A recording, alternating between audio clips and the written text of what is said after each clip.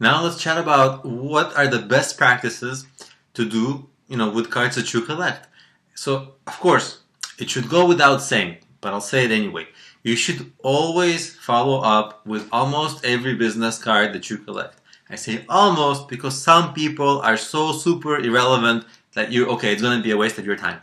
But generally, if they're professionals within your industry, follow up by connect with them on LinkedIn, follow them on Twitter possibly, email them.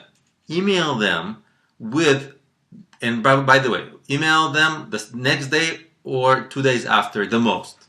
Otherwise they'll forget and it will be, so when you email them, remind them of your conversation, send them relevant links like, hey, follow me here, or, remind them of the sales funnel you mentioned, or at least whatever you feel is the best way for you guys to keep in touch, because it's not always about selling. I know in this course I kind of emphasize more sales, but really the value of business card marketing and networking is almost as much or maybe even more in building and starting and building good long-term business relationships that can give you mutual value long-term. The reason I'm emphasizing the sales funnels so much in this course is because I know that you're a business owner and you need to sell. You want to get clients. I know because I myself want to get clients all the time. I think it's something we have in common as business owners. And that's why I'm emphasizing it. But probably I should have been emphasizing more the value of having just generally good, starting and building good business relationships. You don't want to be in overly aggressive sell mode. It's a turn off when you meet people at first. So always follow up in a professional way, in a good way, mostly optimized to develop your relationship. But at the end, you can add a link to whatever sales funnel you wanted them to get through originally. Okay, that's one thing. Here's another thing.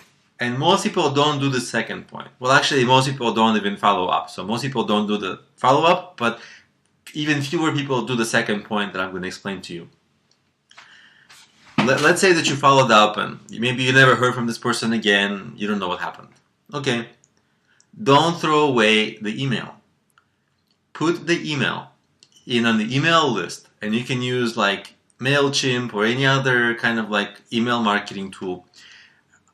And that particular email list is segregated to only have people's emails who you met at networking events or during your conversations, right? These are essentially more warm leads than most people.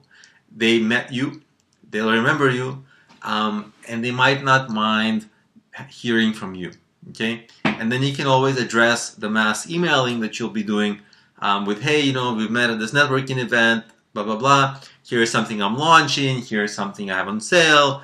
I need help with that, with this thing. I need help with that thing. That will be more likely to engage. And it's going to give you a little bit more marketing reach anytime you're promoting anything else or anytime you need kind of any other kind of help in the future.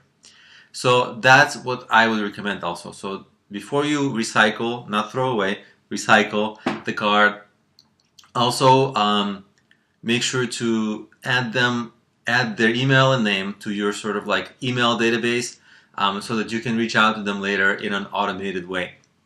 Another thing that you can do that's a good practice is get on your phone, on your iPhone or your Android phone, you can download free apps, business card apps, so that when you collect a business card, you can scan the card with your app and it will take the person's information and you put it right into your phone.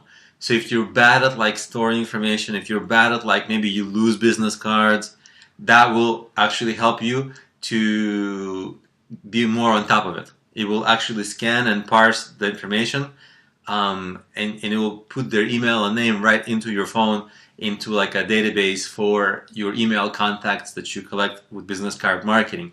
And you won't have to take that person's card anymore because you'll have their information on your phone, and it's going to save them a little bit of like maybe a few cents of printing, and it's going to save trees, right? Because you're not going to waste business cards from them. So those are the tips, like good practice tips to do with business cards that you collect.